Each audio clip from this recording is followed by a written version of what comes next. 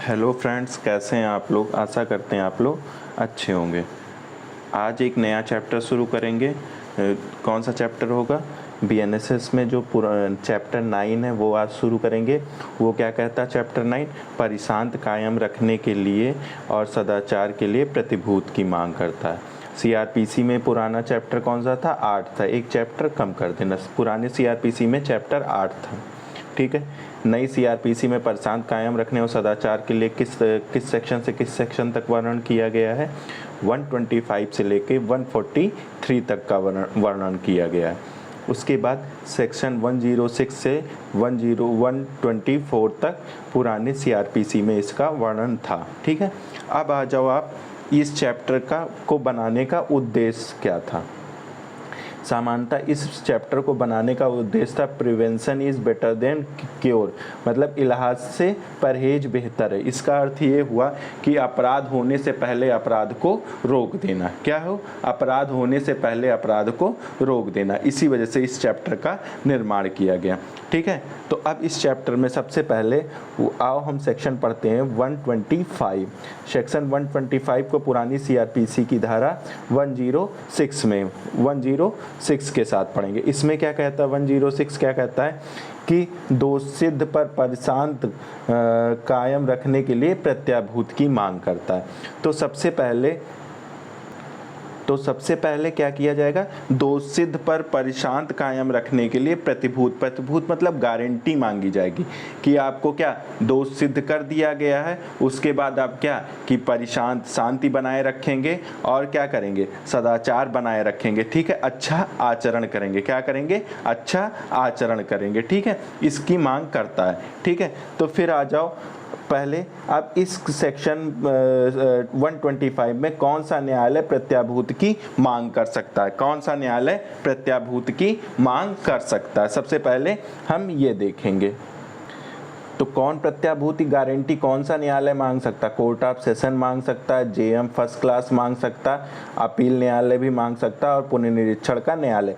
सामान्यतः आपके bare act में 2 ही न्यायालय दिया होगा, कोर्ट ऑफ सेशन दिया होगा, जेएम फर्स्ट क्लास दिया होगा, जुडिशियल मजिस्ट्रेट फर्स्ट क्लास के होगा। तो याद करो, सेक्शन 125 में अगर किसी व्यक्ति को दोष सिद्ध कर दिया गया और न्यायालय को लगता है कि ये जब छूटेगा तो फिर कोई अपराध करेगा या कोई चीज़ करेगा, तो उस दोष सिद्धि के साथ उसके आदेश के साथ क्या लिख देता है कि जब इसे छोड़ा जाएगा तो कितने 3 साल के अवधि तक की प्रत्याभूत की मांग गारंटी कि 3 साल तक तुम कोई भी ऐसी हरकत नहीं करोगे जिससे परिशांत भंग हो। तो न्यायालय उस आचरण को उसके रोकने के लिए क्या करेगा? आदेश में बांड भी भर देगा कि आपको छूटने के बाद इतने टाइम पीरियड का बांड भरना होगा। अब वो बांड 1 साल का भी हो सकता है, 2 साल का भी हो सकता है, 3 साल, लेकिन 3 साल से ज़्यादा का नहीं होगा। अब किस दशा में? कि आप परिशांत कायम रखेंगे, कायम रखेंगे, ठीक है। कौन? Court of session, judicial magistrate first class, appeal न्यायालय और पुनर्निरीक्षण का न्यायालय, ठीक है। उसके बाद आ जाओ, सेकंड क्या कहता है? किन अपराधों या उन अपराधों के दुष्प्रेरण के लिए प्रतिभूत न्यायालय मांग सकता है। अब कौन कौन से अपराध हैं कि जिसके लिए न्यायालय प्रतिभूति मांग सकता है? कौन कौन से? उसका दुष्प्रेरण भी उसके अंतर्गत आता है। तो जो बीएनएस का चैप्टर 11 है के अंतर्गत आने वाले अपराध, परंतु चैप्टर 11 की धारा 193, 196, 197 को छोड़कर, चैप्टर 11 में 3 सेक्शन को छोड़कर बाकी जितने भी सेक्शन हैं उन सब में क्या मांग सकता है? उन सब के लिए प्रत्याभूत की मांग न्यायालय कर सकता है। क्या कर सकता है? प्रत्याभूत की मांग न्यायालय कर सकता है। तो अब आज और दूसरा अपराध कौन सा है? हमला के लिए, आपराधिक बल के लिए और रिश्ती के लिए भी क्या कर सकता है? प्रत्याभूत की मांग कर सकता है। किसकी? प्रत्याभूत की मांग कर सकता है। उसके बाद नेक्स्ट आ जाओ, फिर आपराधिक अभित्रास के लिए भी मांग कर सकता है। फिर उसके बाद कोई ऐसा अपराध जिसमें परिशांत भंग हुई हो या होने वाली हो या संभावना हो, तो ऐसे अपराधों के लिए भी वो क्या गारंटी न्यायालय मांग सकता है। अब आ जाओ, अगर सेक्शन 106 के अंतर्गत दोष सिद्ध किया गया है और अपील में अपास्त कर दिया गया है, तो बंधपत्र या जमानत पत्र जो निष्पादित किया गया था वो शून्य हो जाएगा। अब इसका मतलब क्या हुआ कि धारा 106 में जब उसे दोष सिद्ध किया गया, उसके बाद क्या उसने क्या किया, अपील किया और उसने बेल और बांड जमा कर दिया था, तो अपील में क्या हुआ, उसकी दोष सिद्ध को अपास्त कर दिया, यानी कि उसे दोष मुक्त कर दिया। तो वो बेल और बांड जो अपने आप जमा किया था वो अपने आप ही क्या हो जाएंगे, शून्य हो जाएंगे। क्या हो जाएंगे, शून्य हो जाएंगे। नेक्स्ट आ जाओ। अब अपील न्यायालय, पुनर्निरीक्षण न्यायालय भी अपनी शक्ति का उपयोग करके प्रत्याभूत की मांग, तो ये मैंने ऊपर ही आपको बता दिया। अब आ जाओ आप नेक्स्ट सेक्शन पे, सेक्शन 126। सेक्शन 126 क्या कहता है, किसके साथ पढ़ोगे, पुरानी सीआरपीसी 107 के साथ। किसके साथ पढ़ोगे, 107 के साथ पढ़ोगे। अब इसमें कौन से आते हैं, 106 से बाहर दशाओं के लिए परिशांत कायम रखने के लिए प्रत्याभूत, मतलब 106 वाले अपराध को छोड़कर अगर कोई अन्य अपराध आते हैं तो उनके लिए परिशांत कायम करने के लिए गारंटी की मांग कर सकता है। तो 106 वाले अपराधों को छोड़कर, 106 में जो दशाएं दी गई हैं उन दशाओं को छोड़कर अगर कोई और दशाएं उत्पन्न होती हैं तो उन दशाओं के लिए क्या किया जा सकता है, प्रत्याभूति मांग सकता। अब इस सेक्शन में याद रखना कि इसमें कौन मांगता है, कार्यपालक मजिस्ट्रेट। इसमें कौन प्रत्याभूत, कौन सा न्यायालय प्रत्याभूत की मांग कर सकता है, कार्यपालक। तो एक चीज दिमाग में पहले से बना के चलना कि 106 में court of session JM first class है, बाकी 106 मतलब 107, 108, 109, 110 पुराना सीआरपीसी, और नए में 126, 127, 128 और 129, इन 4 सेक्शनों में एग्जीक्यूटिव मजिस्ट्रेट ही मांग सकते हैं बांड। कौन कौन से, एक सेक्शन 125 छोड़ देना, उसके बाद जो 4 सेक्शन है उसमें एग्जीक्यूटिव यानी कि कार्यपालक मजिस्ट्रेट ही बेल बांड मांग सकता है, प्रत्याभूत की मांग कर सकता है। और टाइम पीरियड याद रख लेना है, 125 में 3 साल का बॉन्ड मांग सकता कौन, कोर्ट ऑफ सेशन और जेएम फर्स्ट क्लास मांग सकता है। और 129 में यानी कि पुराने सीआरपीसी 110 में कौन मांग सकता है, कार्यपालक मांग सकेगा, लेकिन टाइम पीरियड कितना होगा, 3 साल होगा। बाकी सब में 1-1 साल होगा, पहले और आखिरी वाले में 3 साल होगा, बीच के जो सेक्शन बचते हैं उसमें 1 साल का होगा। ठीक, तो आ जाओ।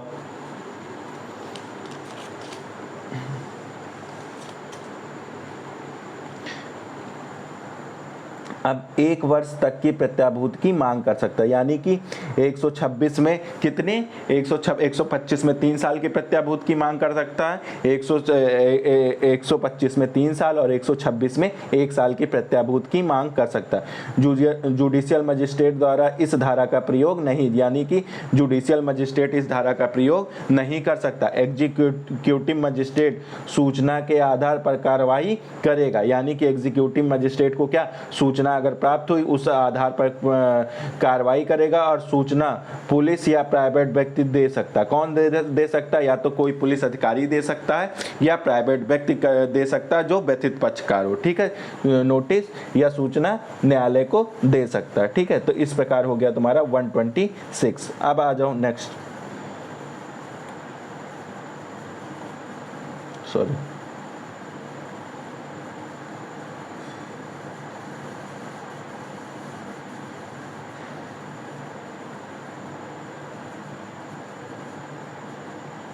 नेक्स्ट क्या है, क्या सूचना मिली हो। अब 126 का उपयोग करना सेक्शन में, तो किस प्रकार की सूचना मिली है जब आप गारंटी की मांग कर सकते हो। तो क्या कहता है, कोई व्यक्ति परिशांत भंग करेगा या संभावना है, क्या है, कोई व्यक्ति परिशांत भंग करेगा, सॉरी, प्रशांत भंग करेगा, कोई व्यक्ति क्या करेगा, प्रशांत भंग करेगा और लोक प्रशांति विक्षुब्ध करेगा, सदोष कार्य करता है जिससे क्या होता है, प्रशांत भंग हुई हो या लोक प्रशांत विक्षुब्ध हुई हो। तो इन दशाओं में क्या कर सकता है, क्या सूचना मिली, कोई व्यक्ति क्या करेगा, प्रशांत मतलब शांति भंग करेगा, करने का करेगा या करने की संभावना है, या मतलब व्यक्ति की परिशांति भंग करेगा या पब्लिक की परिशांति, पब्लिक की जो शांति है, पीस है, पब्लिक पीस को या तो भंग करेगा या प्राइवेट व्यक्ति के पीस को भंग करेगा, प्राइवेट व्यक्ति की शांति को भंग करेगा या भंग करने की संभावना है, ठीक है। और वो कैसे, सदोष कार्य करता है। अब कौन सा, कोई ऐसा गलत कार्य करता है जिससे प्रशांत भंग हुई हो या जिससे लोक प्रशांति विक्षुब्ध हुई हो, यानी कि पब्लिक पीस खराब हुआ हो या किसी की व्यक्ति की शांति भंग हुई हो, किसके द्वारा, सदोष कार्य मतलब गलत कार्य द्वारा, तो भी क्या कर सकता है, इस धारा के तहत तुमको धारा 126 के तहत 1 साल की गारंटी एग्जीक्यूटिव मजिस्ट्रेट मांग सकता है, ठीक। अब आ जाओ नेक्स्ट आ जाओ, क्या कहता है, कार्यपालक मजिस्ट्रेट की अधिकारिता के अंदर व्यक्ति और कार्यपालक मजिस्ट्रेट को आशंका है कि वह व्यक्ति उसकी स्थानीय अधिकारिता के भीतर या उसकी स्थानीय अधिकारिता से बाहर प्रशांत भंग करेगा या लोक प्रशांति विक्षुब्ध करेगा तो मजिस्ट्रेट प्रत्याभूति की मांग कर सकता है। अब एग्जीक्यूटिव मजिस्ट्रेट को लगता है उसके अधिकारिता के अंदर कोई ऐसा व्यक्ति है जो क्या करता है, या तो उसकी अधिकारिता के अंदर परिशांत भंग कर सकता है या उसकी अधिकारिता के बाहर परिशांत भंग कर सकता है या लोक प्रशांति विक्षुब्ध कर सकता है। तो ऐसे व्यक्ति से कार्यपालक मजिस्ट्रेट क्या कर सकता है, प्रत्याभूति की मांग कर सकता है, सिक्योरिटी की मांग कर सकता है, ठीक है। तो इस तरह तुम्हारा 126 भी खत्म हो गया। अब आ जाओ, इसमें एक चीज मैं बताना भूल गया था, उसको ध्यान से सुन लेना। देखो इस अध्याय जो पढ़ रहे हो ये कैसा, ये अध्याय निवारण प्रकृति का है। जो ये अध्याय है, सॉरी, ये जो अध्याय पढ़ रहे हो, ये जो अध्याय है ये याद कर लेना। ये किसके लिए है, ये निवारण प्रकृति के, निवारण करने के लिए, किसके करने के लिए, निवारण करने के लिए, कि कोई अपराध ना हो उसको निवारण करने के लिए। दंड नहीं दिया जाता, इसके तहत कोई दंड नहीं दिया जाता, दंड नहीं दिया जाता, ये याद कर लेना, ये दिमाग में बैठा लेना। और फिर उसके बाद एक चीज़ और याद कर लेना, एक चीज़ और भूले थे वो बता दे रहा हूँ कि कितनी दशाओं में प्रत्याभूति की मांग की जा सकती है, कितनी दशाओं में, ध्यान से सुनना, कितनी दशाओं में प्रतिभूति की मांग, प्रतिभूति की मांग की जा सकती है। क्वेश्चन पूछता, ठीक है, की जा सकती है। तो अब इसमें क्या क्या मांग की जा सकती, कितनी, 5 दशाएं, 5 दशाएं बताई गई हैं। कौन सी, 2 दशाएं कैसी हैं, 2 दशाएं परिशांति के लिए हैं, किसके, परिशांति के लिए हैं, ठीक है, 2 दशाएं परिशांत के लिए हैं और 3 दशाएं क्या हैं, 3 दशाएं जो हैं वो क्या है, 3 दशाएं अच्छा आचरण के लिए हैं, अच्छा आचरण के लिए हैं। प्रत्याभूत की मांग, अच्छे आचरण के लिए प्रत्याभूत की मांग कर सकते हैं। तो वो कौन कौन से हैं, देखो 2 दशाएं 125 परिशांत के लिए 125 और 126 में मांगता है, और अच्छे आचरण के लिए कौन सा है, 108 है, पुराना, अच्छा पुराना 108 होगा, नए का होगा 127 हो जाएगा, 128 हो जाएगा और 129 हो जाएगा, ठीक है। ये इतनी दशाएं हैं, 5 दशाओं में मांग करता। तो अच्छे आचरण के लिए 3 धाराएं, 127, 128, 129, और परिशांत के लिए 125 और 126 हो गया, ठीक। इतनी चीजें हो गई। अब आ जाओ आप नेक्स्ट पेज पे। नेक्स्ट पेज में कौन सी धारा की बात करता है, नेक्स्ट पेज पे सेक्शन 127 की बात करता है। 127 में क्या कहता है, पहले 127 को सीआरपीसी की धारा 108 के साथ पढ़ोगे। किसके साथ पढ़ोगे? 108 के साथ पढ़ोगे। इसमें राजद्रोहात्मक बातों की बात पुराने वाले सीआरपीसी में करता था। अब इसमें क्या कर दिया गया है? कतिपय मामलों को फैलाने वाले व्यक्ति से सदाचार और प्रत्याभूत की मांग की जा सकती। तो अब कुछ ऐसे मामले बताए गए हैं जिसको फैलाते हो तो उसके लिए आपको क्या, अच्छे आचरण, उस बात को फैलाओ ना जिससे क्या होगा, समाज में घृणा उत्पन्न हो रही है, धार्मिक उन्माद पैदा हो रहा है, या कुछ ऐसी चीजें हैं जिसको आपको समाज में नहीं फैलाना चाहिए। इसके लिए आपको क्या, अच्छा आचरण रखना चाहिए। अच्छा आचरण मतलब सदाचार रहना चाहिए। इसके लिए न्यायालय आपसे क्या, प्रत्याभूत की मांग करेगा। क्या कर सकता? प्रत्याभूत की मांग करेगा। अब क्लाज वन इसका क्या कहता है? कार्यपालक मजिस्ट्रेट को सूचना मिलने पर, क्या सूचना मिली है? कि उसकी स्थानीय अधिकारिता के भीतर व्यक्ति है, जो उसकी अधिकारिता के भीतर या बाहर, मतलब एग्जीक्यूटिव मजिस्ट्रेट को यह सूचना मिली है कि उसके अधिकारिता के अंतर्गत ऐसा व्यक्ति है जो उसकी अधिकारिता में है, उसकी अधिकारिता से बाहर क्या करेगा? अब देखो, मौखिक या लिखित रूप से क्या करेगा? देखो, मौखिक या लिखित रूप से ऐसी बातें फैलाएगा या फैलाने का प्रयत्न करेगा या फैलाने का दुष्प्रेरण करेगा। तो बातों को अब वो क्या करेगा? ऐसी बातों को मौखिक या लिखित रूप से बातें फैलाएगा या फैलाने का प्रयत्न करेगा या फैलाने का दुष्प्रेरण करेगा। तो बातों के अंतर्गत अब वो कौन कौन सी बातें जिसको वो मौखिक या लिखित रूप से फैलाएगा या फैलाने का प्रयत्न करेगा या दुष्प्रेरण करेगा? तो बीएनएस की धारा 152, 196, 197 और 299 है। और दूसरा क्या है? न्यायाधीश पर आपराधिक अभित्रास, मतलब न्यायाधीश को धमकी देगा या मानहानि का कोई अपराध करेगा। तो ऐसी दशा में किस धारा के तहत? ऐसी दशा में धारा तुम्हारा हो जाएगा, तुम्हारा सेक्शन 127 के तहत, पुराना 108 के तहत क्या, प्रत्याभूत की मांग की जा सकती। तो कतिपय जो राजद्रोहात्मक था, अब कतिपय मामले दे दिया गया जिसमें धार्मिक उन्माद या इन सब चीज़ों को क्या कर दिया गया, शामिल कर दिया। देश की अखंडता और उसको अगर अक्षुण्ण नहीं रखोगे, उसको बिगाड़ने का प्रयास करोगे, समाज में सौहार्द नहीं बनाओगे, उसको बिगाड़ने का, तो कौन से धारा के तहत? तुम्हारा 127 के तहत। अब क्लास 2 क्या कहता है? क्लास 2 कहता है कि जब तुम अश्लील बातें, क्या बात, कौन सी बातें? अश्लील बातें फैलाओगे। 294 में क्या है? तुम अश्लील वस्तु का क्या करोगे? विक्रय के लिए बनाओगे या उत्पादित या प्रकाशित करोगे। आयात या निर्यात करता, प्रमाण मतलब अपने पास रखता है, विक्रय या भाड़े पर देता है अश्लील वस्तु, या अश्लील वस्तु वितरित करता है, या समाज में प्रदर्शित करता है, या अन्य प्रकार से उसका प्रचलन करता है, तो भी मजिस्ट्रेट क्या करेगा? अब इन सब मामलों में मजिस्ट्रेट क्या करेगा? इन सब मामलों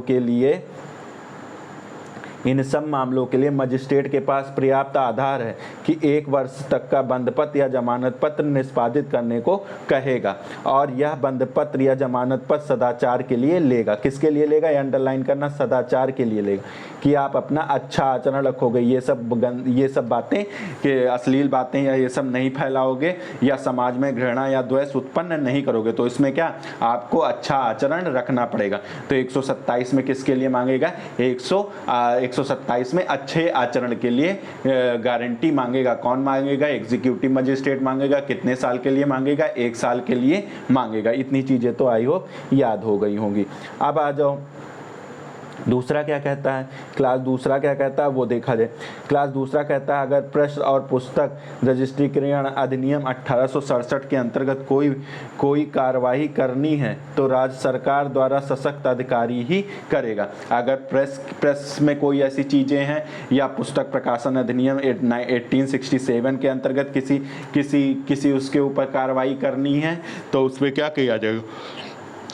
उसमें राज्य सरकार द्वारा सशक्त अधिकारी ही ऐसे मामलों में कार्रवाई करेगा। तो इस तरह तुम्हारा 127 भी समाप्त हो गया। अब नेक्स्ट पेज पे आ जाओ। नेक्स्ट क्या कहता है?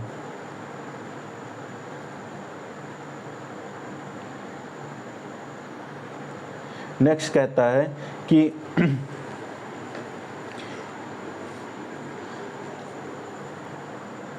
128 पुराने सीआरपीसी को 109 के साथ।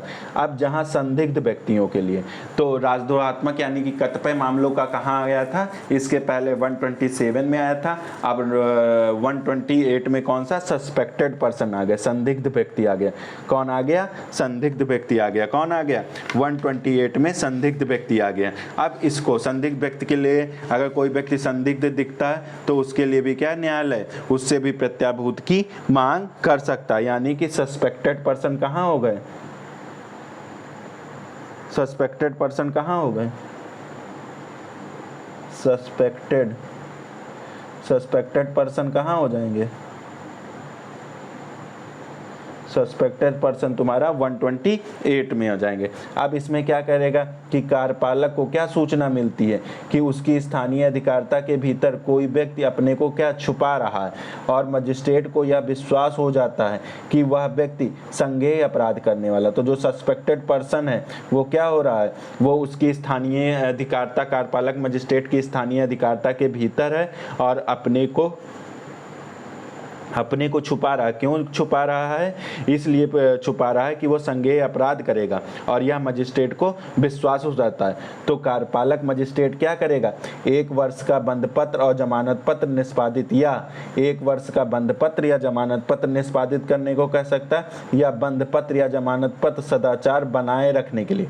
यह जो बंद पत्र और वो लेगा किसके लिए, अच्छा आचरण करने के लिए, क्योंकि तुम कोई सदोष अपराध नहीं करोगे, इसके लिए क्या कर सकता है, बेल और बॉन्ड मांग सकता है। कितना है, 1 साल के लिए। अब आ जाओ नेक्स्ट।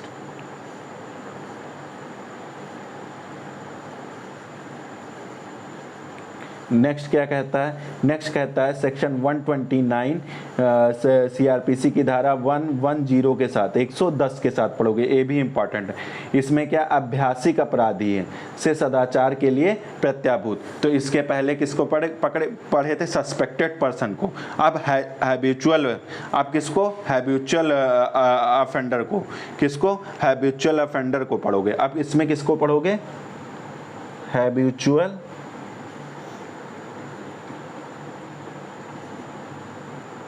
हैबिचुअल ऑफेंडर को पढ़ोगे।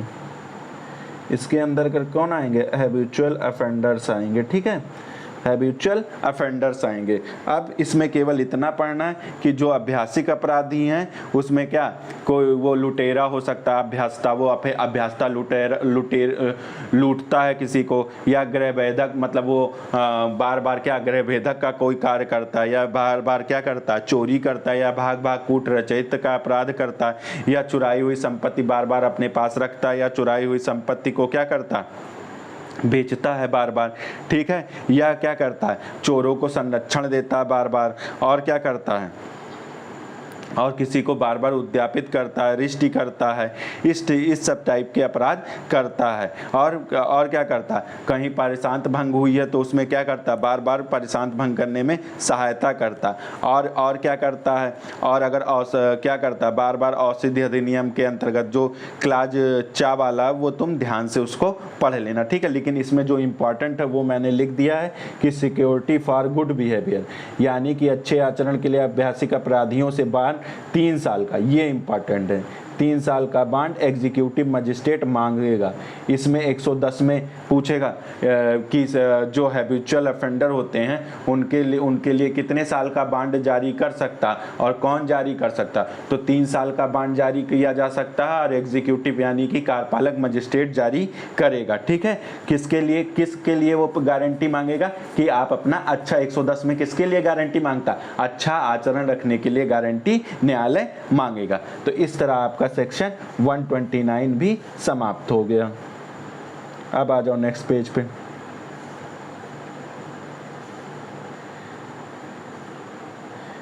अब यहाँ तक तुम्हारी क्या चीज़ हुआ कि किन किन मामलों में न्यायालय गारंटी मांग सकता है और क्या बनाए रखने के लिए गारंटी मांगेगा। तो तुमने पढ़ा 125। 125 में किसके परिशांत कायम करने के लिए कौन मांग सकता, कोर्ट ऑफ सेशन और जेएम फर्स्ट क्लास मांग सकता है, 3 साल का बॉन्ड मांग सकता है।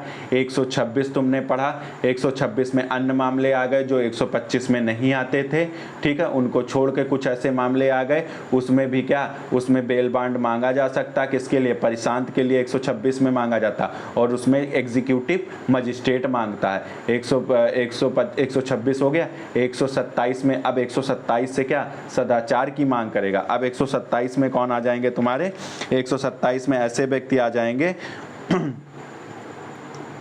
जो क्या करते हैं, जो कोई बात फैलाते हैं, धार्मिक उन्माद पैदा करते हैं, अश्लील चीज़ें वो करते हैं, तो ये सब क्या हो जाएंगे, ये सब तुम्हारे कि आप अपना अच्छा आचरण रखोगे 127 में। इसके लिए कौन सा, 127 में एग्जीक्यूटिव मजिस्ट्रेट 1 साल का ही मांगेगा। फिर उसके बाद आ जाओ 128 में। 128 में कैसा है, वो संदिग्ध व्यक्ति है, कैसा है, सस्पेक्टेड पर्सन है, तो उससे कौन बेल बॉन्ड मांगेगा, सस्पेक्टेड पर्सन है तो एग्जीक्यूटिव मजिस्ट्रेट मांगेगा, 1 साल के लिए मांगेगा।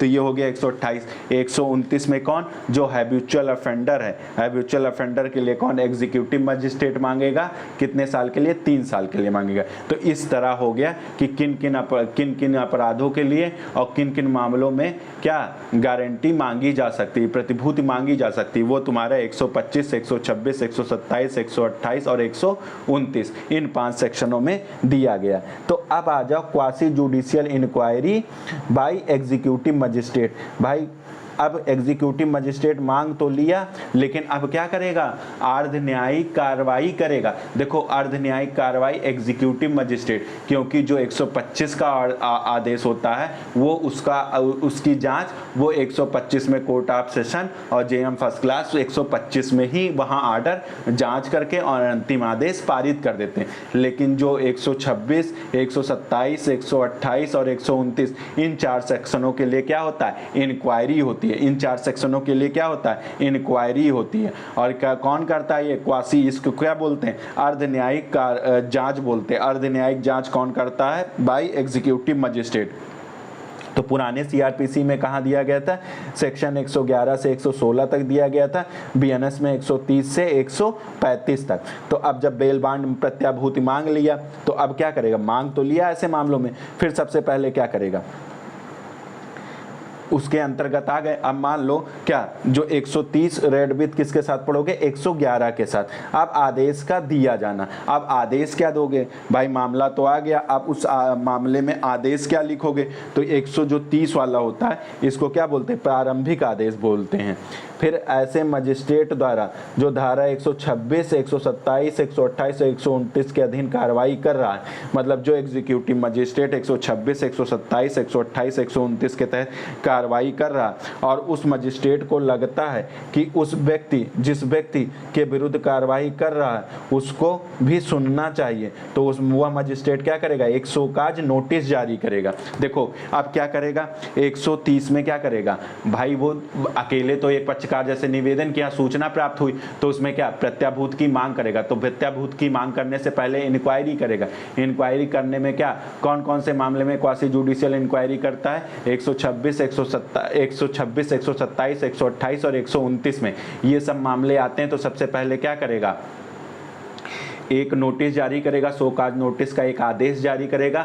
उस आदेश में कितने टाइम का बेल बॉन्ड मांगा जा रहा है, कितने प्रतिभुओं की संख्या मांगी जा रही है, कितने राशि तक की प्रतिभुओं की संख्या मांगी जा रही है और कितने समय के लिए, ये सारी चीज़ें उस शोकाज नोटिस के आदेश में लिख दिया जाएगा। और उसको क्या कर दिया जाएगा, जो क्या कर दिया जाएगा, वो व्यक्ति के पास भेज दिया जाएगा कि तुम मजिस्ट्रेट के सामने आओ और मुझे तुमको भी सुनना, तुमको सुनने के बाद ही हम फैसला देंगे। तो ये होता है प्रारंभिक आदेश।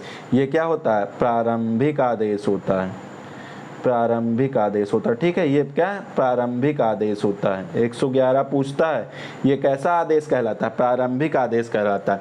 किसके साथ पढ़ोगे, नए वाले बीएनएस की धारा 130 के साथ पढ़ोगे, पुराना वाला कौन सा था, 111 था। अब उसके बाद आ जाओ नेक्स्ट, जब प्रारंभिक आदेश हो गया उसके बाद अब क्या करेगा, नोटिस शो कॉज नोटिस भी पहुंच गई उसको 131 सीआरपीसी की धारा 112 के साथ, किसके साथ, पुरानी सीआरपीसी की धारा 112 के साथ। अब क्या होता है, न्यायालय में अगर व्यक्ति उपस्थित है तो उसके बारे में प्रक्रिया। अब मान लो शो कॉज नोटिस जारी करने के 130 में वो 130 में क्या करता है, शो कॉज नोटिस जारी करता है और आदेश में सारी चीजें लिखता है। लेकिन अगर देखता है व्यक्ति न्यायालय में उपस्थित है, जिस व्यक्ति को शो कॉज नोटिस जारी करनी है, आदेश जिसके खिलाफ जारी करना, वो व्यक्ति क्या होगा, न्यायालय में ही उपस्थित है, तो शो कॉज नोटिस का आदेश नहीं देगा।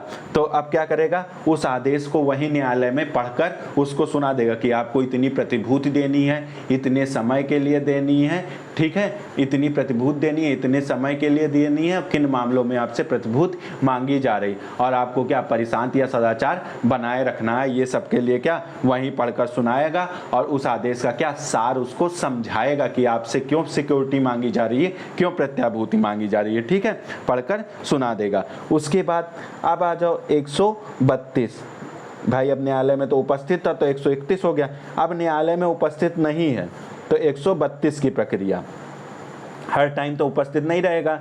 अब 100 पुराने सीआरपीसी की धारा 113 के साथ जब व्यक्ति न्यायालय में उपस्थित नहीं होगा तब तो क्या करेगा, तो मजिस्ट्रेट हाजिरी के लिए सम्मन वारंट भी जारी कर सकता है। तो जो 130 का आदेश है, प्रारंभिक आदेश है, उसके साथ क्या करेगा, सम्मन या वारंट, अगर उसको लगता है कि घर से बाहर है तो सम्मन जारी कर देगा और कहीं जेल में है तो जेल अधिकारी के नाम से वारंट जारी कर देगा, ठीक है, अगर वो न्यायालय में उपस्थित नहीं है। बस इतनी चीजें याद रख लेना।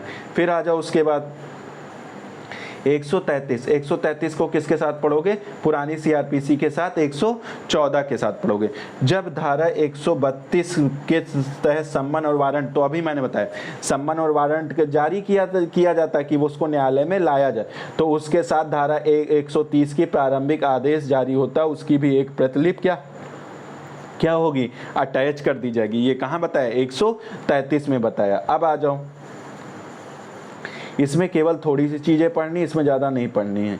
सेक्शन 134 को पढ़ोगे, पुराना सीआरपीसी का सेक्शन 115, मजिस्ट्रेट व्यक्ति को हाजिरी से छूट भी प्रदान कर सकता है। कुछ व्यक्तियों को क्या कर सकता है, मजिस्ट्रेट हाजिरी से छूट प्रदान कर सकता है और कह सकता है कि आप अपने वकीलों के माध्यम से कार्रवाई संचालित कर सकते हैं। तो किस धारा के तहत मजिस्ट्रेट छूट देता है, सेक्शन 134 और पुराने सीआरपीसी की धारा 115 के तहत छूट दे सकता है। क्या 115 के तहत छूट दे सकता है, ठीक है। अब आ जाओ नेक्स्ट, सॉरी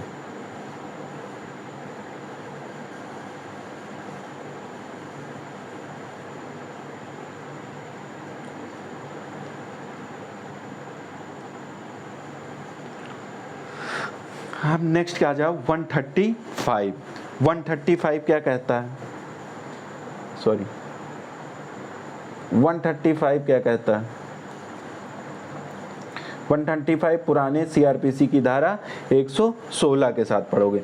इंफॉर्मेशन की सच्चाई की जांच करना, जो सूचना मिली है वो सच्ची है या झूठी है, उसको क्या करें, जो मजिस्ट्रेट को 106, 107, 108 और 109, 110 में जो सूचना मिली है वो इंफॉर्मेशन सही है या गलत है, उसकी क्या करेगा, उसकी जांच करेगा। तो किस धारा के तहत जांच करता है, जो सूचना मिलती किस धारा के तहत जांच करता है, किस धारा के तहत जांच करता है, तुम्हारा धारा 135 और पुराने सीआरपीसी की धारा 116 के तहत क्या करता है, उस इंफॉर्मेशन की सच्चाई के बारे में जांच करता है। अब जांच कैसे होगा, नंबर 1 देखो, पहले धारा 130 के तहत जो आदेश दिया गया है, अब आदेश जो दिया गया है और धारा 131 तथा 132 का पालन करके उस व्यक्ति को लाया जाता है, ठीक है, फिर तब मजिस्ट्रेट उस इंफॉर्मेशन की जांच करेगा जिस आधार पर धारा 130 का आदेश पारित किया गया। जांच के लिए अतिरिक्त साक्ष्य भी मजिस्ट्रेट ले सकता। तो पहले क्लास में क्या है 103, देखो सबसे पहले क्या हुआ, प्रारंभिक आदेश पारित कर दिया गया। ठीक है, अगर वो क्या बोलते हैं न्यायालय में उपस्थित है तो ठीक है, कोई बात नहीं। अगर न्यायालय में नहीं उपस्थित है तो सम्मन वारंट जारी करके उसको न्यायालय में बुलाया गया। अब न्यायालय में जब वो आ गया तो न्यायालय सबसे पहले क्या करेगा, जो सूचना उसको प्राप्त हुई है जिसलिए उसने 130 का आदेश, प्रारंभिक आदेश पारित किया है, उसकी सबसे पहले उस सूचना की जांच कराएगा। ठीक है, जांच कराने में वो क्या कर सकता है कि अतिरिक्त साक्ष्य भी ले सकता है। ठीक है, अब उसके बाद आ जाओ क्लास 2 में। क्लास 2 क्या कहता है, क्लास 2 कहता है कि साक्ष्य जैसे सम्मन मामलों में लिया जाता है उसी प्रकार इस धारा में साक्ष्य लिया जाएगा। तो जो साक्ष्य लेता है न्यायालय क्या करने के लिए, इंक्वायरी करने के लिए जो साक्ष्य लेता है वो कैसे, सम्मन मामलों में साक्ष्य लिया है। तो सम्मन मामलों में साक्ष्य कैसे लिया जाता है, ये तुम पुरानी सीआरपीसी पढ़ोगे तो 274, नई सीआरपीसी पढ़ोगे 309 में बताया गया कि सम्मन मामलों में साक्ष्य कैसे लिया जाता है।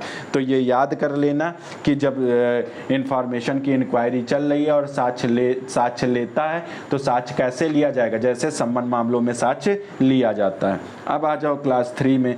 क्लास 3 क्या कहता है कि उपधारा 1 के अधीन जांच प्रारंभ होने के पश्चात उसकी संपत्ति उसकी समाप्ति के पूर्व क्या होगा, उपधारा 1 के अधीन जो जांच प्रारंभ हुई है, जांच का प्रारंभ होने के पश्चात और क्या उसकी समाप्ति के पूर्व, यानी कि जांच प्रारंभ हो गई है और अभी समाप्त नहीं हुआ, तब मजिस्ट्रेट क्या कर सकता है, परिशांत कायम रखने के लिए, सदाचारी बने रहने के लिए बंधपत्र ले सकता है, या बंधपत्र नहीं देगा तो जेल भेज सकता है। न्यायालय को क्या, न्यायालय इंक्वायरी कर रहा है और लग रहा है क्या कि क्या कर रहा है कि भाई इससे बेल बांड ले लिया जाए, जब तक इंक्वायरी चल रही है उस बीच में क्या बेल बांड ले ली जाए। अगर वो बेल बांड देने को नहीं तैयार होता है तो क्या करेगा, उसे जेल में भेज देगा।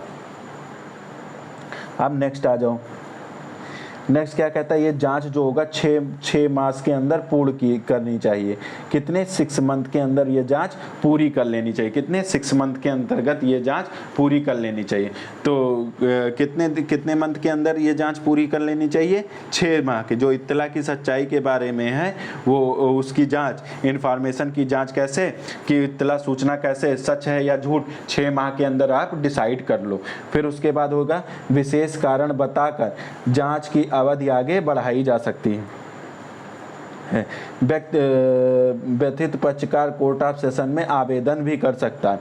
जो व्यक्ति व्यथित है वो कहाँ आवेदन कर सकता है, कोर्ट ऑफ सेशन में आवेदन कर सकता है। कोर्ट ऑफ सेशन उपधारा 6 के विशेष निर्देशों को रद्द भी कर सकता है। ठीक है, क्या कर सकता है कि जो निर्देश दिया 6 माह से अधिक का टाइम लिए हो उसको क्या कर सकता है, उस डायरेक्शन को भी निरस्त कौन कर सकता है, कोर्ट ऑफ सेशन कर सकता है। अब आ जाओ नेक्स्ट क्या कहता है, नेक्स्ट 136 इसको पढ़ोगे सीआरपीसी की धारा 117 के साथ। किसके साथ पढ़ोगे, 117 के साथ, प्रत्याभूति देने का आदेश। अब इसमें क्या, जब जांच वांच पूरी हो गई तो अब क्या करेगा कि भाई अब प्रत्याभूति देने का, सारी इंक्वायरी हो गई, इन्फॉर्मेशन की इंक्वायरी भी हो गई, अब क्या करेगा, प्रत्याभूति देने का आदेश, अंतिम आदेश। तो प्रारंभिक आदेश 130 में और अंतिम आदेश कहाँ, 136 में। पुराने में 117 में है, नए में अंतिम आदेश 117 में है और प्रारंभिक आदेश 111 में है। जांच सही पाई गई तो अब प्रत्याभूति या बंधपत्र भरना होगा। क्या हुआ, अब प्रत्याभूति जब सही पाई जाएगी तब क्या करेगा, तब वो अब सही पाएगी तो आदेश अंतिम हो गया, अब बेल बांड भरने के लिए न्यायालय कहेगा। परंतु अब प्रोविजो लगा तब आ गया दिक्कत। धारा 130 में जो शो काज नोटिस का आदेश जारी किया गया था उसमें जो बंधपत्र की रकम, अवधि, प्रतिभुओं की संख्या दिया गया था उसी का पालन करेगा। अब 136 में जो अंतिम आदेश पारित करता है तो उसमें सबसे दिमाग से याद रख लेना,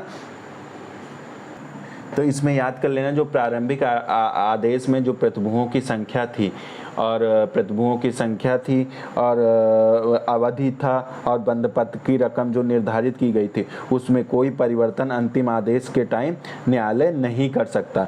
वो पहले वाला ही 130 वाला ही याद रहेगा। केवल जब जांच सही पाई जाएगी तो ये माना जाएगा कि तुमको बंधपत्र देना, बस इतना माना जाएगा। अब बंधपत्र क्या होगा, कैसे होगा, वो पहले ही निर्धारित हो चुका रहता है 130 में। ठीक, अब आ जाओ नेक्स्ट पे। नेक्स्ट क्या, कौन सा सेक्शन है, 137। अब 137 क्या कहता है, 137 को पुरानी सीआरपीसी की धारा 118 के साथ पढ़ोगे। अब 118 क्या कहता है कि जांच किया गया और जांच गलत, तो 136 में सही पाया गया तो प्रत्याभूत की मांग कर लेगा। अब जांच गलत पाई गई तो कार्रवाई समाप्त हो जाएगी और अगर व्यक्ति जेल में है तो उसे क्या कर दिया जाएगा, छोड़ दिया जाएगा। बस 137 में यही पढ़ना है, पुरानी सीआरपीसी में 118 में कि जांच गलत पाई गई तो क्या होगा, कार्रवाई को वहीं रोक दिया जाएगा और व्यक्ति को क्या कर दिया जाएगा, अगर जेल में है तो छोड़ दिया जाएगा, जेल में है तो क्या छोड़ दिया जाएगा। नेक्स्ट आ जाओ 138 को पढ़ोगे पुरानी सीआरपीसी 119 के साथ, 119 के साथ प्रतिभूत की अवधि कब प्रारंभ होगी। अच्छा, जो सियोरिटी जो गारंटी मांगा है न्यायालय उसकी अवधि, मान लो 1 साल के लिए मांगा है, 2 साल के लिए मांगा है, 3 साल के, तो वो 1 साल कब से गिना जाएगा, वो 2 साल कब से गिना जाएगा, वो 3 साल कब से गिना जाएगा। तो ये कहाँ, ये किस धारा के तहत आप जानोगे, ये किसके तहत जानोगे, 138 में। अब अगर व्यक्ति जेल में है तो वो क्या होगा, व्यक्ति जेल में है तो जब जेल से बाहर जिस दिन निकलेगा उस दिन से श्योरिटी मानी जाएगी, उस दिन से 1 साल के लिए श्योरिटी देगा, 2 साल के लिए देगा या 3 साल के लिए देगा। ठीक है। अब अगर व्यक्ति जेल में नहीं है, 125 या 136 का आदेश जिस दिन दिया गया उस दिन से प्रारंभ होगा। अब देखो 125 में जो वहाँ कोर्ट ऑफ सेशन या सीजीएम देता तो उसमें दे दिया आदेश, फाइनल आदेश वो माना जाता है। उसमें अगर कोई रकम नहीं निर्धारित की, कोई टाइम पीरियड स्पेसिफिक नहीं निर्धारित किया गया है, तो जिस दिन 125 का आदेश पारित किया गया है उस, अगर व्यक्ति जेल में नहीं है तो अगर जेल से बाहर आएगा तो उस दिन से माना जाएगा। अगर जेल में नहीं है और कोई स्पेसिफिक टाइम भी आदेश में नहीं दिया गया कि इतने दिन के बाद से ही प्रत्याभूति ली जाएगी, तो कब माना जाएगा, जिस दिन आदेश पारित किया गया 125 का या 136 का।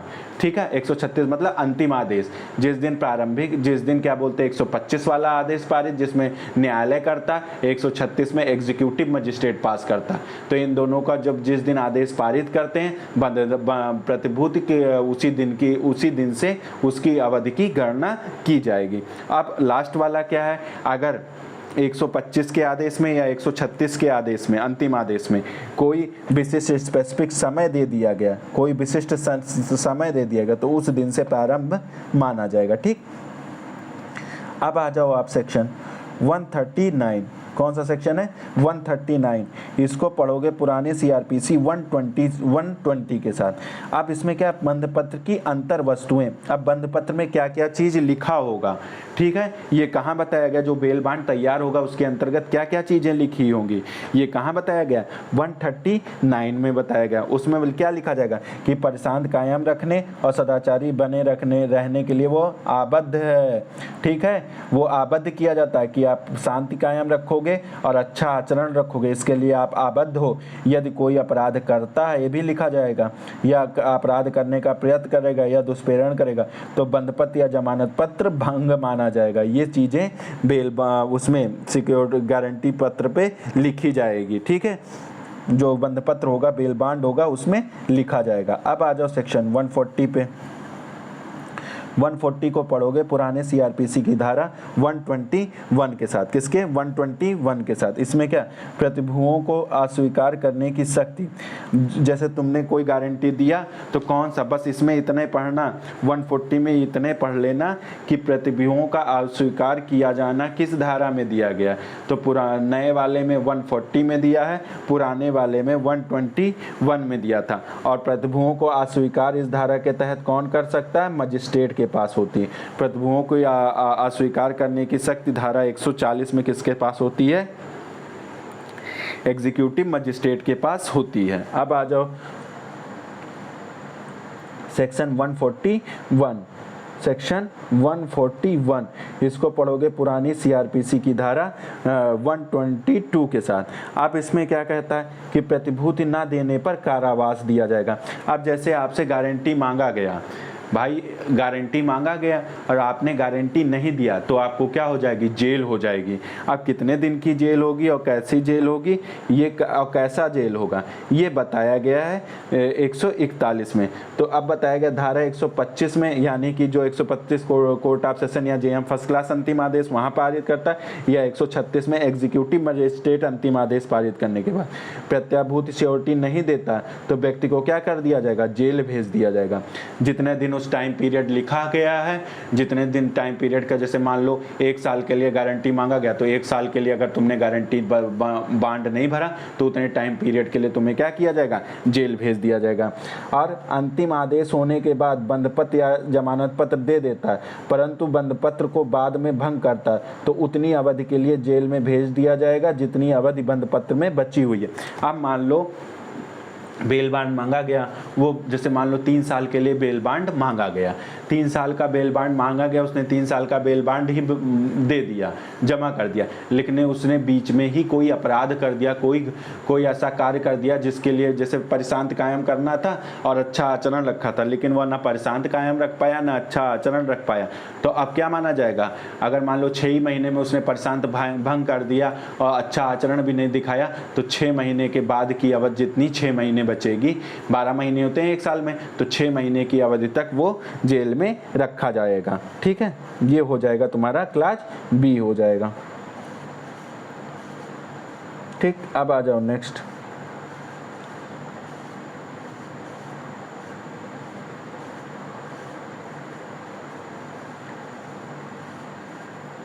अब 1 वर्ष से अधिक की प्रतिभूति देने का आदेश मजिस्ट्रेट देता अर्थात यह उपखंड धारा 110 के लिए है।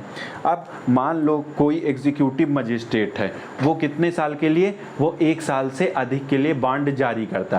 तब अब 1 साल से अधिक के लिए बॉन्ड कितने किन किन दशाओं में, तो मजिस्ट्रेट देखो 125 में मजिस्ट्रेट जारी नहीं कर सकता है, और 1 साल से अधिक 126 में 1 ही साल तक जारी होता है, 127 में 1 ही साल के लिए जारी होता है, तो इसमें भी नहीं जारी, 128 में 1 ही साल का लिए जारी होता है, और 129 में कितने साल के लिए, 3 साल के लिए जारी होता है। कितने साल के लिए, 129 में 3, ये पुरानी धारा लिख गई, इसको 129 कर लेना, 129 कर लेना इसको, ठीक है, इसको सुधार लेना। तो ये किसके लिए क्लास 2 बना है, 110 के लिए, जिसमें 1 साल से अधिक का बांड मांग लेता है परंतु अभ्यासिक अपराधी प्रतिभूति नहीं देता है, तो उसमें क्या 129 में क्या माना गया, 129 में अभ्यासिक अपराधी माना गया। ठीक है, हैबिचुअल अफेंडर के लिए 1 साल से अधिक अवधि क्या हो जाएगा, हैबिचुअल अफेंडर के लिए। ठीक है, तो अब क्योंकि मजिस्ट्रेट 125 में तो आदेश करता नहीं है, तो इसमें कौन सा 129 वाला अपराध आ जाएगा। परंतु क्या होता है, हैबिचुअल अफेंडर जो होता है वो प्रतिभूत नहीं देता है, तो ऐसे व्यक्ति को क्या कार्यपालक तो ऐसे व्यक्ति को क्या कहेगा, जेल भेज देगा, और कार्यपालक मजिस्ट्रेट जितना जल्दी हो सके उसकी रिपोर्ट कोर्ट ऑफ सेशन को भेज देगा। किसको भेज देगा, कोर्ट ऑफ सेशन को भेज देगा। नेक्स्ट आ जाओ, कोर्ट ऑफ सेशन के पास भेज दिया गया तो कोर्ट ऑफ सेशन क्या कागज वागज को देखेगा और जिसके खिलाफ आदेश दिया उसको सुनेगा, उसको सुनने के बाद कोर्ट ऑफ सेशन जैसा समझे वैसे आदेश पारित कर सकता है। परंतु कोर्ट ऑफ सेशन प्रत्याभूति देने में असफल होने के कारण 3 वर्ष से ज़्यादा का कारावास नहीं दे सकता है। ठीक है, कोर्ट ऑफ सेशन भी 3 वर्ष से ज़्यादा का, अगर उसने गारंटी नहीं दिया तो 3 वर्ष से ज़्यादा का कारावास नहीं दे सकता। ठीक है, ये याद कर लेना। नेक्स्ट चौथा क्या है, चौथा कहता है एक ही कार्रवाई में 2 या 2 से अधिक व्यक्ति से प्रत्याभूत की मांग की गई और एक साथ आदेश दिया गया परंतु सभी से भिन्न भिन्न प्रत्याभूत की मांग की गई तो कोर्ट ऑफ सेशन को भेज दिया जाएगा। अब एक कार्रवाई चल रही, उसमें 2 या 2 से अधिक व्यक्ति हैं और एक ही कार्रवाई में उनको आदेश दिया जाता है, एक ही साथ आदेश दिया जाता है, लेकिन एक को 1 साल के लिए मांगता है, एक को 8 महीने के लिए दे देता है, एक को 6 महीने के लिए, एक को 3 में। तो ऐसी दशा में क्या किया जाएगा, उस आदेश की कॉपी को क्या किया जाएगा, कोर्ट ऑफ सेशन को भेज दिया जाएगा। अगर भिन्न भिन्न है तो क्या किया जाएगा, कोर्ट ऑफ सेशन को उसका भेज दिया जाएगा। अब कोर्ट ऑफ सेशन या तो स्वयं मामले को सुनेगा या अपर सेशन न्यायाधीश को उस मामले को दे देगा। ठीक है, उसके बाद क्या होगा, यदि प्रतिभूति गारंटर जेल के बाहर साधक अधिकारी को दिया गया, अगर जो गारंटी दिया गया है वो क्या व्यक्ति, जैसे मान लो कोई व्यक्ति जेल में है तो वो अब अपनी गारंटी न्यायालय में नहीं ला सकता, तो क्या करेगा, जेलर को दे देता। तब अब जेलर क्या करेगा, जेलर तो अपने पास रखेगा नहीं, जेल प्राधिकारी मजिस्ट्रेट या न्यायालय को आदेश भेज देगा उसको कि हमको प्रत्याभूत गारंटी प्राप्त हो गई है। अब उसके बाद आ जाओ नेक्स्ट क्लास 7 में। क्लास 7 कहता है परिशांत कायम करने के लिए प्रतिभूत देने में असफल रहता तो कारावास कैसा होगा, सादा होगा। अब परिशांत अगर कायम करने के लिए प्रतिभूत सिक्योरिटी मांगी गई थी और तुम नहीं देते हो, डिफॉल्ट करते हो, तुमको 1 साल के लिए मांगा गया या 3 साल के लिए मांगा गया और तुम नहीं देते हो, तो तुम्हें कैसा सादा कारावास दिया जाएगा। तुम्हें कैसा दिया जाएगा, सादा कारावास, यानी कि 125 और 126 के लिए कैसा सादा कारावास होगा। ठीक है, अब 127 के लिए भी सादा कारावास होगा। और ये दोनों याद कर लेना। अगर देखो 127 में प्रतिभूत की मांग की गई, प्रतिभूत तुम नहीं देते हो, तो जितना टाइम बचा है वो, जैसे मान लो जितना टाइम बचा है या जितने समय के लिए टाइम तुमसे प्रत्याभूत 1 साल के लिए मांग लो, माना गया 127 में 1 साल के लिए मांगता है तो 1 साल तक तुमको जेल में रखेगा, कठिन कारावास नहीं देगा, सादा कारावास देगा। उसी प्रकार 128 में सादा और कठिन दोनों दे सकता है, 129 में कितना, सादा और कठिन, तो ये दोनों याद कर लेना। ठीक है, इतनी चीजें हो गई। अब आ जाओ नेक्स्ट, ये हो जाएगा आपका। इस प्रकार आज चैप्टर ये समाप्त हो जाएगा। एक चीज़ इसको लास्ट बताने से पहले एक चीज़ रिक्वेस्ट करता हूँ, इतनी मेहनत से बना रहा हूँ वीडियो, अगर सही लगती है तो दोस्तों में थोड़ा शेयर कर दो तो ठीक रहेगा। ठीक है, इतनी रिक्वेस्ट है, देखो मैं कुछ मांग नहीं रहा हूँ, केवल शेयर करने को कह रहा हूँ, तो इतना तो आप लोग कर ही सकते हो, इसको शेयर कर देना अपने फ्रेंडों में प्लीज़, इतनी रिक्वेस्ट है। ठीक, अब आ जाओ सेक्शन 142 क्या किसको साथ, पुरानी CRPC 123 के साथ पढ़ोगे। प्रत्याभूत देने में असफलता के कारण कारावासित व्यक्तियों को छोड़ने की शक्ति। आप कौन छोड़ सकता है, बस इतना याद कर लेना, DM और CGM छोड़ सकते हैं। अब प्रत्याभूत देने में असफलता के कारण, मतलब श्योरिटी नहीं दे पा रहा है, असफल हो गया है, तो क्या करेगा व्यक्ति जेल में, तो उसको छोड़ने की शक्ति किसके, DM और CGM के पास है। अगर व्यक्ति को छोड़ा गया है और कुछ शर्त लगाया गया है, भाई कुछ शर्त के आधार पे तो उसे DM या CGM छोड़ रहा है, और कोई शर्त लगाया गया और उन शर्तों का अगर वह उल्लंघन करता है तो पुलिस अधिकारी अब उस व्यक्ति को बिना वारंट के गिरफ्तार कर सकता है। तो इस तरह हो गया 142 आपका समाप्त। अब आ जाओ 143 में केवल तुमको कुछ नहीं पढ़ना है, इसको पुरानी CRPC 124 में बंद पत्र की शेष अवधि के लिए प्रत्याभूत, बस इतना, इसका मार्जिनल नोट ही याद करना। तो इस तरह आपका चैप्टर 9 आज BNSS का समाप्त हो गया। लेक्चर कैसा लगा प्लीज़ कमेंट करके बता दीजिएगा और थोड़ा व्यूअर बढ़वा दीजिएगा। ठीक है, अगर आपसे हो सके तो। ठीक, अगर लगता मैंने सही पढ़ाया हो। Okay bye, thank you.